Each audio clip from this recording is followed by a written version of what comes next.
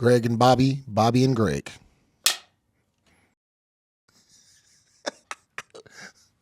What's up, Greg? We need a theme song. Greg and I don't know where that tune comes from. A PBS show. I can't remember which one though. You have littles, so you might know what PBS show it comes from. It's like I have no idea. I haven't. Ruby and Max. There it is. Are those little dogs? Yes. Okay. Yeah. Little hot dogs, like dachshunds? Are they hot dogs? I can't remember exactly. It's been a long time since I've watched it, but the tune is like etched into my head. Yeah. So Yeah, we don't. I mean, I haven't watched PBS Kids in like ages. We did what were the shows that I watched? You remember Sagwa? Sagwa? What is that? It's about 3 cats, and they like live in the like palace in China, and they do calligraphy with their tails. What? Oh yeah, dude. Way after my time. Yeah. Way I guess we after are my like 10. We're like 10, almost 10 years apart. I think so. Yeah. Yeah, but my kids don't. We don't do PBS Kids with them. We have like. Just like VeggieTales and Superbook? No. We have like these weird. They actually like old VHSs that like I grew up watching. Land Before Time. No. Oh well, dude, we have some of those, Absolutely. dude. Come on, man. So I have the stuff to like. I can digitize all my own. Oh, like, nice. VHS tapes and whatnot. That's great. So if you are a Dallas Cowboys fan, Greg can give you the tech to watch your last Super Bowl win. Oh my gosh! I was wondering where the heck, dude. I was wondering where the heck you were going with that. Oh man! Yeah, Super Bowl. Hey. Go Birds! Yeah, man. I really don't care that much about football. You're not into sports. I am, but I always have to like preface that with like the sports that I follow are Formula One. Okay. Which is cool. That's legit. But that's like pretty racing as a sport is like people don't necessarily think of it. When people say sports, you don't think, oh yeah, Formula One. Yeah. But anyway, I follow Formula One, and then the second one, I follow disc golf, professional disc golf. So hey man, you remember that movie Dodgeball? You remember that movie Dodgeball? I feel like you have to watch that on ESPN 8, The Ocho. Hey, dude, don't disrespect the disc golf pro tour. So, are you a disc golfer? Yeah, I like to think of myself as a disc golfer, but I probably haven't played since last fall. Yeah. How good are you at disc golf? I mean, frisbeeing is an art form. So yeah. How good are you at disc golf? I'm better than like I don't know most people. Well, I've never played disc golf. Yeah, I mean so I would say I am like an average skill level for like someone who like plays regularly. Okay.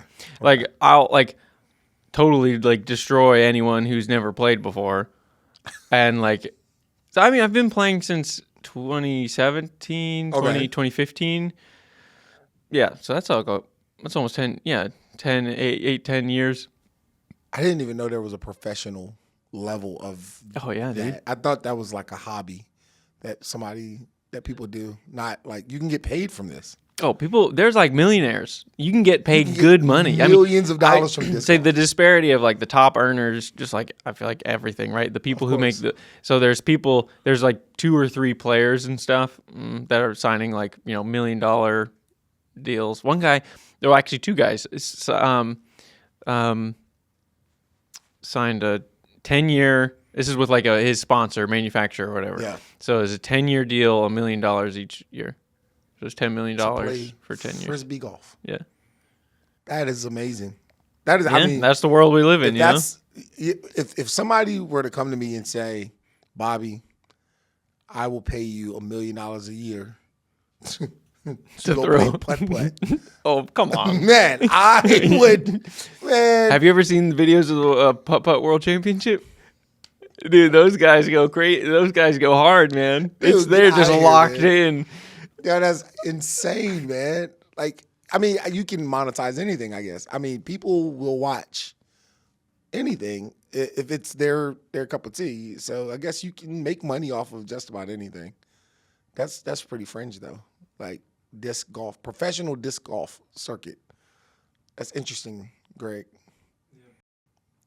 Okay, so it's Formula One and professional disc golf. Yeah, that's pretty much it. Is there another one that's just kind of in there? Like, no. Professional cornhole or. I have seen some professional cornhole things on, but that's the thing. That's the crazy thing is that professional cornhole gets more exposure than professional disc golf. You can literally watch like the cornhole world championships were on like ESPN. Well, I mean, it's been out a little bit longer than disc golf, though, right? Right?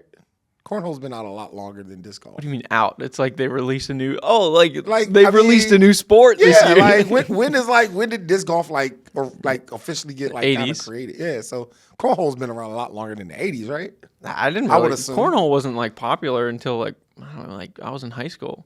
Yeah. Like it was like 2010s. I mean, it was fringe. It was probably a fringe sport like disc golf until recently, right? Yeah. Interesting. I feel like I know you a lot better now. Yeah, well, that's me. Obviously you're everything Philadelphia. I am everything Philadelphia. I actually grew up in Wilmington, Delaware.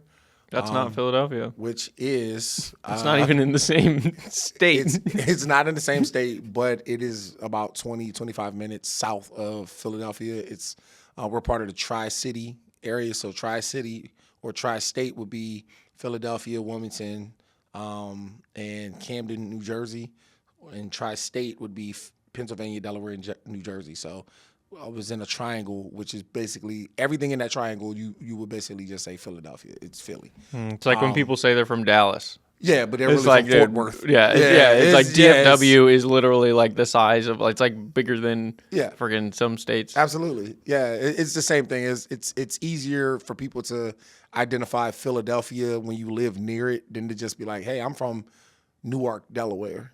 Like, you know what I mean? Like I'm 30 minutes from Philadelphia, basically a suburb, but in another state. So but yeah, go Birds, man. Go Phillies. Go Flyers. Everything Philadelphia, you know what I mean? Yeah, so it's pretty cool. Is it cool though? Yeah, man. My mom was a big hockey fan, and they're from New York City. So a Rangers fan. Islanders, okay. Yeah. Nice. Yeah. So Flyers were like the enemy, dude. Oh yeah, that mortal enemies. Enemies. When I was in college, I got a Flyers beanie because I was like, it's cool. I like the colors. It's like got like a cool logo. And my mom was like, I'm so disappointed in you, traitor. Yeah. So interesting concept, or interesting little tidbit about me is I grew up. I'm originally from like a very urban part of Wilmington, Delaware. But then as parents got better jobs, more opportunities, we moved out to the suburbs, right? So I grew up in the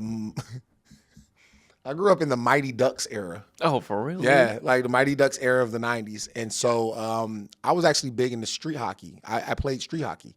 So goal, inline skates, helmet, pads, street pucks. Yeah, I was pretty good, man. Like I played street hockey, man, along with all the other, baseball, basketball, all that kind of stuff. But like street hockey, man, that kind of had my heart, man. Like I really did enjoy that. That's hardcore, dude. So what are your thoughts on Brink? On Brink, the Disney Channel movie. It came out in 1998. It's about probably wasn't watching Disney Channel in 1998. How old were you in 1998? I would have been like 13, 14. Yeah, dude.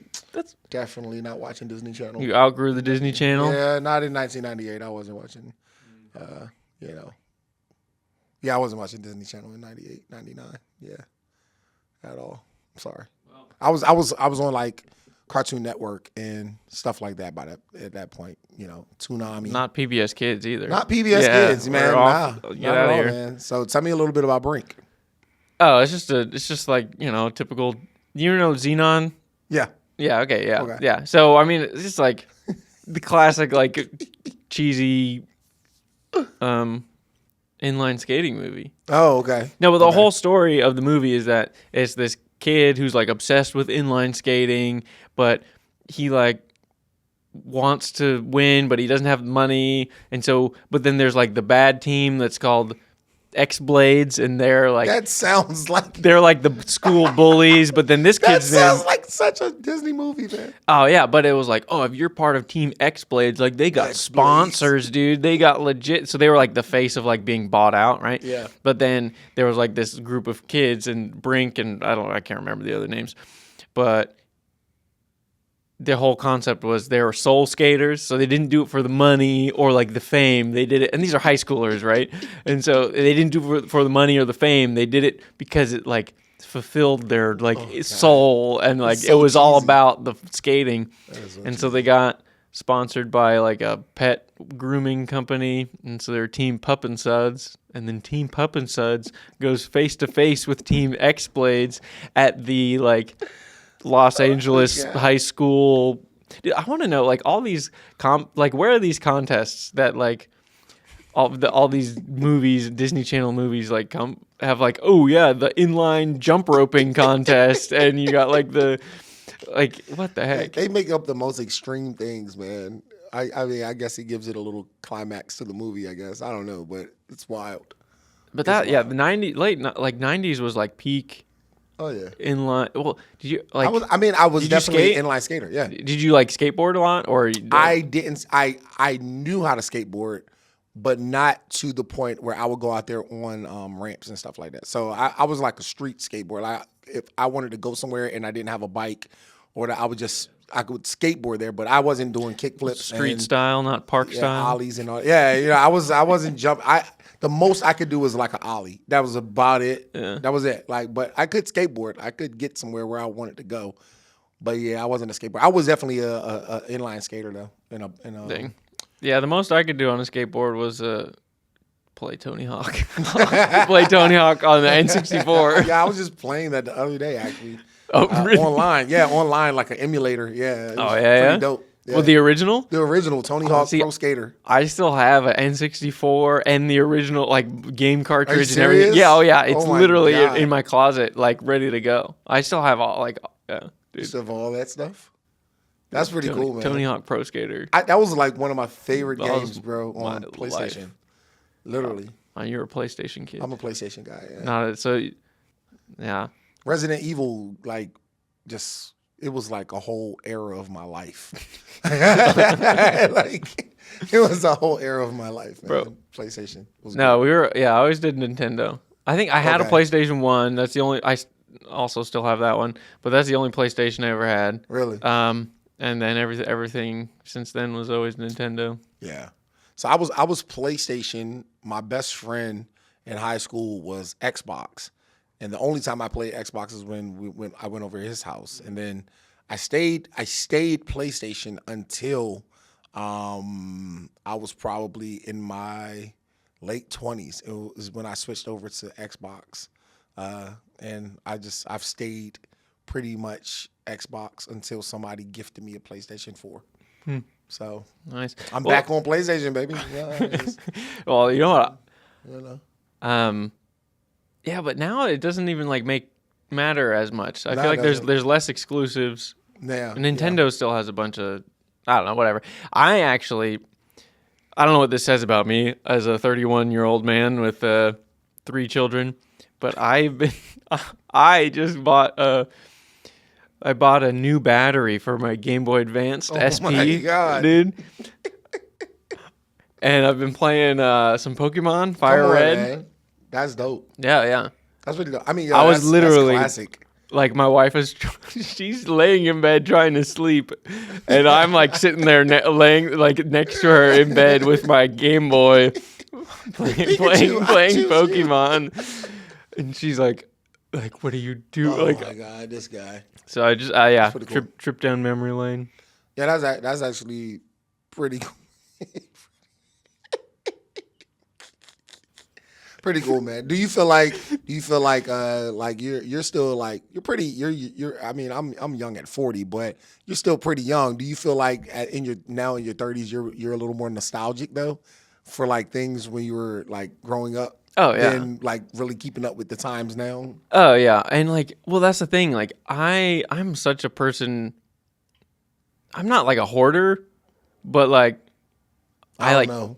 I don't know. you'll have to come over to my house and judge for yourself. I'm not a hoarder, but I like I'm still like very sentimental. Okay. I guess, yeah. So I'm not a hoarder, but very sentimental about certain things.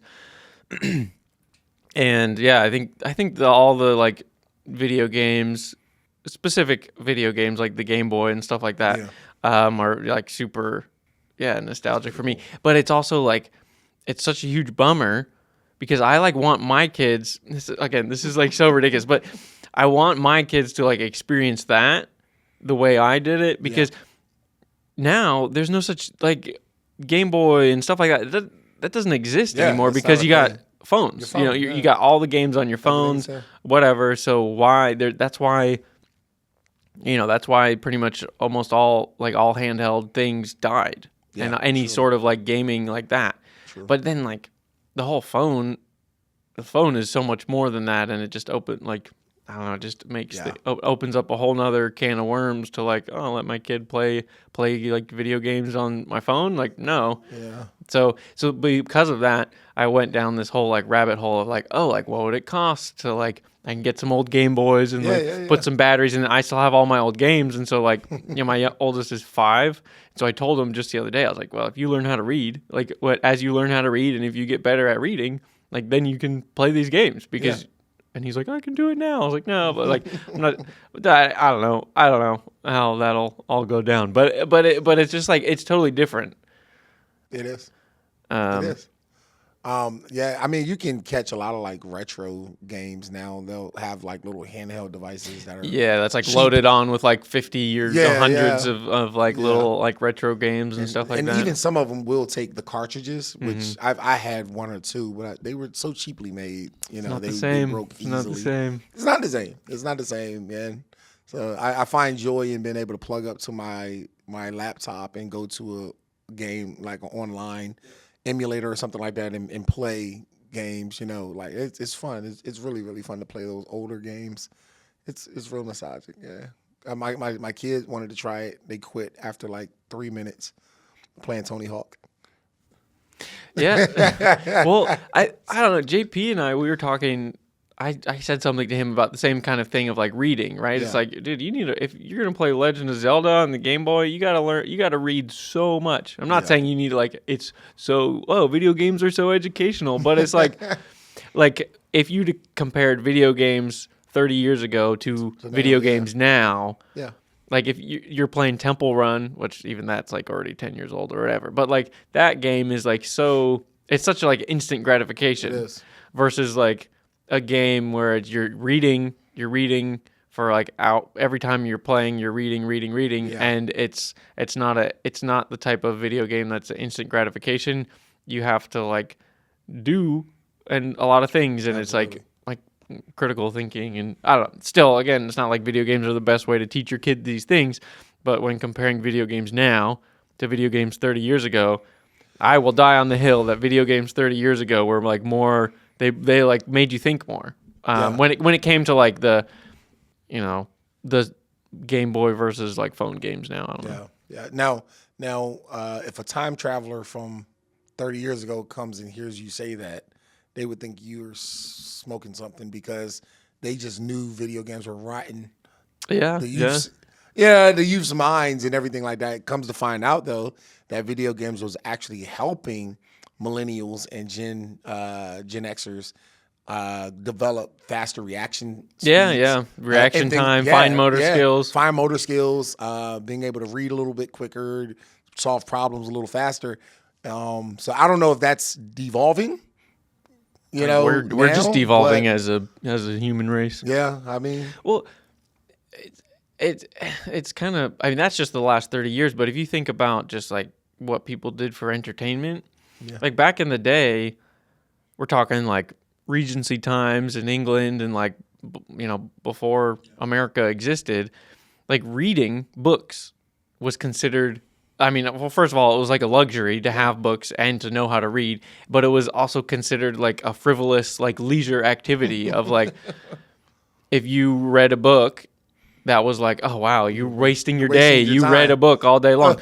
But today it's like, dude, if you read a book, it's like, wow, it's like heralded as like an amazing Like thing. I am amazed at people who are like, yeah, I still read a book a week. Wait a minute, sir. Yeah, Ma'am, and like you read a book a week? Yeah, I don't. And so I was like, 100 years ago or whatever, a few hundred years ago, that was like reading a book was like frivolous. Yeah. But now it's like, oh wow, when you compare like doom scrolling to like, hey, I read a novel today, you're like, dang, that's an accomplishment. Yeah, that is. It's like, what does that say about us as in our current state of like what we do for enjoyment and whatever? I don't know. Yeah, I do think that we probably as a culture need to go back to having elements of a slower pace. You know, it's hard. Like I mean, we're Christians. You know, sometimes it's hard to just sit down and read the Bible straight through, like one or two chapters, because you're so used to fidgeting with something, or you're so used to notifications flashing up, and you're kind of multitasking while you're on your phone. You know, but just like it was last week, man. I did something I hadn't done in a while, because usually I'll just read my Bible app or something like that, and everything. And I'm like laying down on my stomach on my futon in my man cave, right? And I got my legs up in the air, kicking them, you know, like this. And I got my Bible open, man. And I stopped counting how many times I got distracted when I was trying to read these little 3 chapters. And I'm like, I read the Bible for like an occupation. Like I'm a pastor, bro. Like I all I do is consume scripture, right? But like I noticed that I was so easily distracted, and it was like nothing. Like nobody was in the house. I was literally in the house by myself. Mm-hmm. So I was like, it's quiet. I'm gonna just open up my Bible. I'm gonna read, and as I'm reading, I'm just like squirrel. Like, and it's so wild, but it is because the culture that we live in. Like, so I mean, do you think that's a negative? I mean, because we do have access to like Bibles and stuff on our phones, do you think it's a negative that we can't kind of concentrate with like the paper Bible for more than like 5 minutes at a time? Or do you think that, hey, it doesn't really matter, because like you're still reading the Bible, you still have it on your phone, you're still dealing with it. So what's your take on that? Yeah, I don't know. I think yes or no. Wait, what? I don't know. Whatever. Maybe both? I do think it's like a problem. Okay. Or it's like, but at the end of the day, it's a self-control issue. Yeah. Right? It's not like, oh, I'm going to blame my phone for all my problems, or blame my phone for my short attention span, or blame Instagram for my short attention span, or whatever. But it helps. Yeah, exactly. It's like at the root of it, it's a self-control thing. But then the more temptations there are, the more self-control you have to have.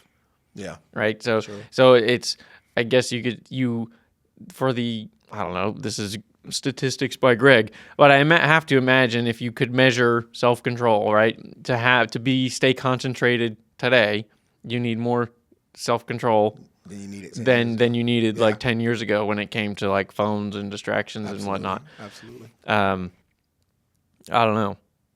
So that's wild. Yeah, man. So there's a funny there's a funny little thing. I believe that you are a praying man, Greg. But what are some things that you are not? Oh gosh.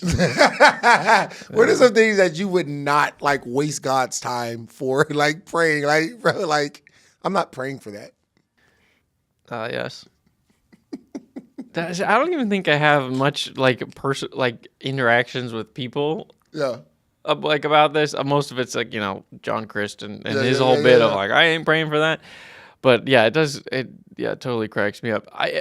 But it definitely, I mean, it's true that like God cares about the little things and like the details of my life. But it's always, oh man, I'm like, it goes back to what if I'm praying? Am I like, is this something that should be changed, or do I need to change?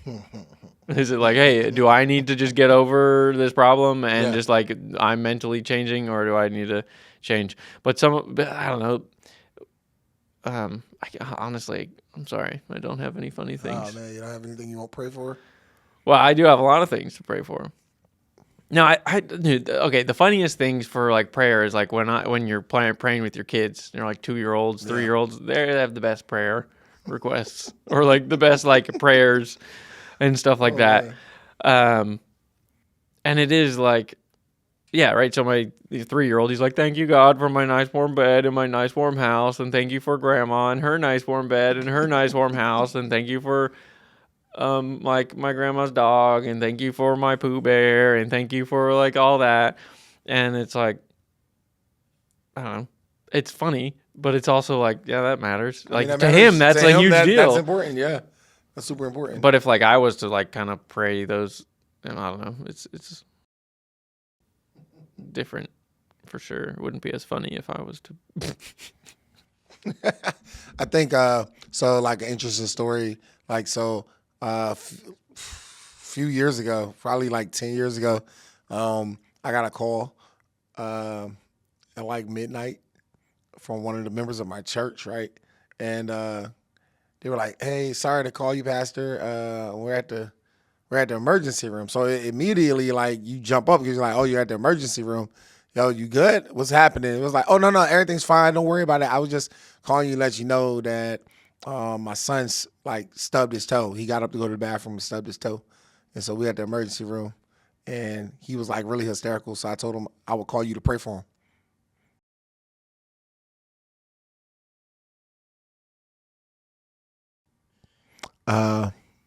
So what did you pray for them? I went to the hospital. You went to the hospital. I went to the hospital, man. I literally went to the hospital, put my eyes on him for like 2 minutes, said, "Lord, touch his toe in Jesus' name," and then went home and got back in bed. Like, hindsight, man. Like, I was just like, oh my Lord. But that could be a core memory for him though. Like that. Yeah, the pastor like came that and prayed over my toe. Prayed over my toe. But to me, I'm like, I'm not praying for that. Like, that's not. You didn't even get a bandage on your toe. Like you know, they unjammed your toe and sent you home later. Like, oh yeah, I mean that's like, sure, you can pray over it, but like waking someone up and having them drive how much, what, like 30 minutes? Yeah, like 20, 25 minutes. Yeah, all like, the way there. Yeah, you know, I mean, since I'm up, I might as well drive across the bridge. You know what I mean, and come see about you. The Lord hears our prayers wherever we are on wherever earth, we are. Do you need to be standing right next to the kid in the? I mean, yeah, I think about that, man. It's like, the funny part was my wife got up and went with me. Yeah, that is the wildest thing ever, yo. And I was just like, all right, all for like a 2-minute engagement. You know, like, that's crazy. That's wild, man. The stories we get. Speaking of emergency rooms and children, so my oldest, we just brought him to the emergency room the other week because he swallowed a quarter. In church, actually. It was in church service. So what? So usually, like, they give the kids like some change. Or like, yeah. So he brings his little coins to like church. Yeah. And then after worship, they go up there's like a little place where the kids can like put their little coins in. And during worship, he swallowed a quarter, and he got stuck in his throat. Wow. Okay. What happened? He's like, my throat hurts. I'm like, oh, like, stop complaining. Like, we're like, oh, like, I'll take you to get some water, like, whatever. And then, you didn't know he swallowed? No, I didn't. I didn't know he swallowed a quarter at first. He's like, my throat hurts. And keep in mind, it's during worship, so I can't necessarily hear every word that's coming out of his mouth. But yeah, and then finally, once after worship happened, then which, you know, I probably shouldn't. It wasn't the best thing for him to like have a drink of water with a quarter stuck in his throat because it caused it to shift. There? Yeah, so he ended up bringing him to the ER. My wife brought him to the ER. We were doing children's church, so I had to stay and like teach the kids like lesson. So after being neglectful, you're in charge of teaching. Hey, he's 5. He shouldn't be. Anyway, brings him to the hospital. They X-ray him. Then they tried to get it out, but it got knocked all the way down into his stomach. Oh, okay. Because initially they were like, "Wow, we don't know if it will like we want to like get it out," but they knocked it all the way down into his stomach, and it's still inside him. Okay, so the stomach acids haven't like. Well, they said that he would like pass it, He just hasn't like poop passed it out, yet? but like He hasn't passed it. not as far as I know. Yo, that's And like terrible. that to me seems like they're like, "Oh, no problem. Like this happens all the time." And I'm like, "Listen, man, if like a quarter is big, Yeah, that's not a small thing, yo, at all. Yo, that's crazy. yeah." So be in prayer for my son that he will the quarter. And we took a metal detector, and I was trying to detect like on his like stomach, Yeah. like where it might find be. it. Nah, it did like a little blip, Oh, really? but it was inconclusive. Well, maybe he did pass it. Maybe he has I passed feel like we would have known. I feel like that would be so painful. it. I mean, maybe It's a quarter. not. Ah, man, oh God. That's, Anyway, on that note, so they how still long- let you handle children's church? yeah. Well, then the very next, yes, they do. So the very next week, they were like doing prayer requests at church, and one of the ladies, she was up on the. She had the mic, and so she was sharing. We go to a really small church, so she was at the pulpit, and she was like, "Hey, keep Oliver in your prayers, because last week during children's church he swallowed a quarter, and it's like still like stuck inside him." And I was like, Oh man. and I like had like a moment of panic because I was like, okay, like Then I was like, okay, I feel like I need to clarify. Like, he did not swallow the quarter during children's church. This is not a safety concern. It was like during worship, he was playing around with his, like, it was during worship, and like, sure, whatever. He's 5. I thought he could hold coins without like swallowing them. Yeah, I was like, children's church is fine. We're not feeding your kids quarters. It happened prior to children's church. Yeah, that is hilarious, man. Oh man, the fact that she did a whole prayer request like from the front of the church. Yeah. Later. Yeah, and so yeah, and then he's kind of. I mean, he's embarrassed. He's old enough that he can like be embarrassed. He's a 5-year-old. Oh God. Yeah. So. Yeah, that's funny, man. That's funny. What I've learned is church is a funny place. Like you can find some of your best comical things happening at church, man. We were at church once. We were having communion, bro. And like right after communion was over, everybody's kind of like about to start fellowshipping, do the little line thing, shake the hand, right?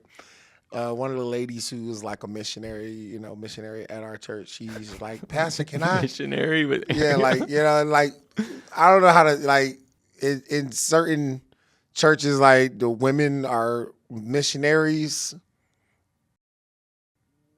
but they don't go nowhere. It's weird. It's Okay. They serve the church. They serve in the church. They serve in the church, but they're called missionaries, right? Okay. And they wear all white, and whatever.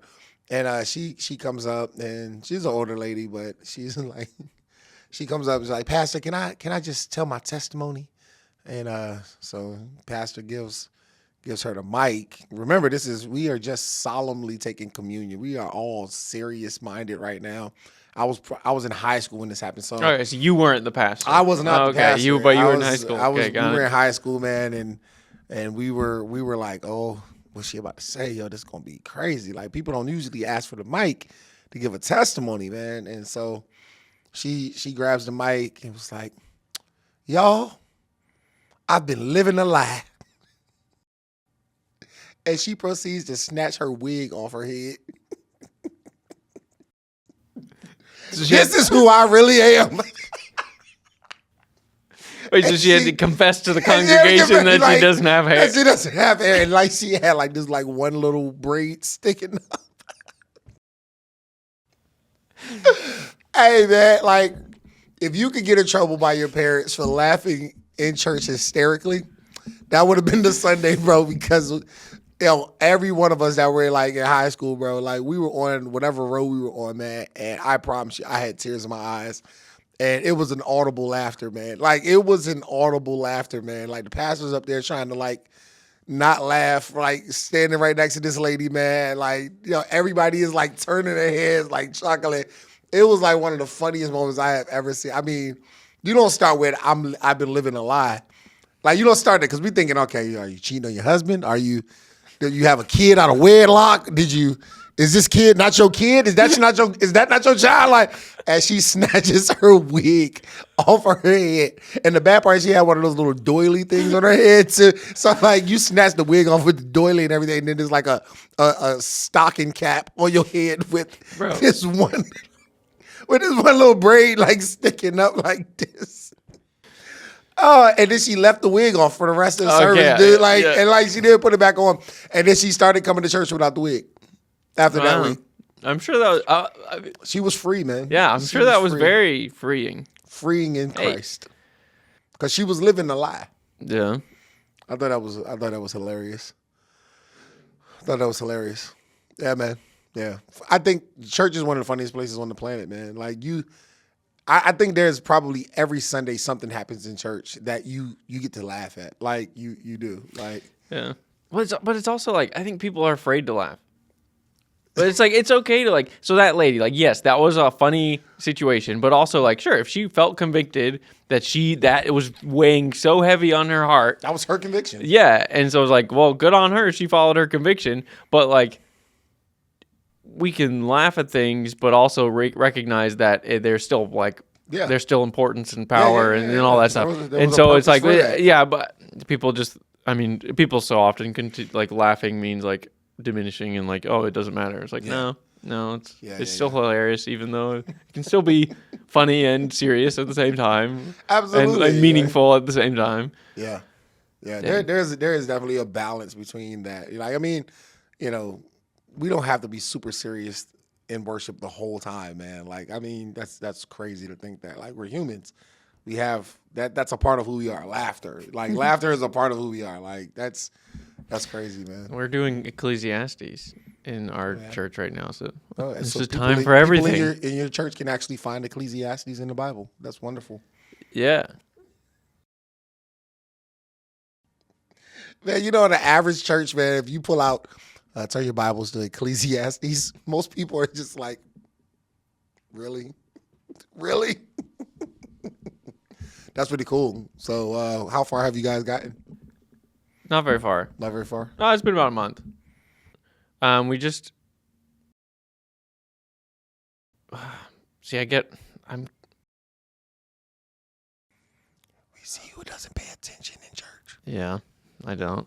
No, because we go up to the kids, I do a horrible job of like watching back. No, we just went through kind of a like, this past Sunday was fear and joy, and like the contrast of the...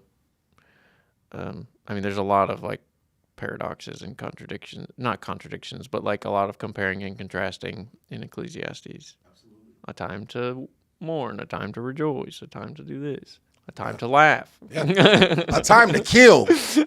What the flip, dude? Yeah, man, it's wild, man. It's wild. Yeah, we've been doing this for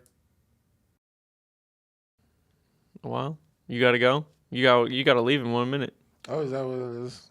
I gotta make sure Joash is straight. Is today's last day? Today, well, yesterday was kind of like his official last day, but he had to move out of his hotel today, so we went and got him, had lunch, and then. So I just want to make sure his people get it because his stuff is in my. Okay, so there we go. Leave, yeah. So. Now we know more about each other. You know that I like disc golf. Disc golf, man. I would have never actually guessed. I would have actually mistaken you for just a golf guy. Like, I do play some real golf. Yeah. See? And then you're a PlayStation kid. That's what we've learned PlayStation about guy. you. Yeah, And inline hockey, street hockey. Yeah, I was in line. Bobby the street hockey kid. Yeah, man. I wish we had like better recording devices back then because I was pretty good, man. I was pretty good. Sick. Some of the greatest demo reel. games ever played, man, is on Medley Drive. Very good. Very good. Hopefully we recorded this whole thing. Man, we've been going for 40 minutes. Dang, son. It's been 40 minutes. Just that's flow state right there, bro. Here, I'll turn this off. Official, we're off air.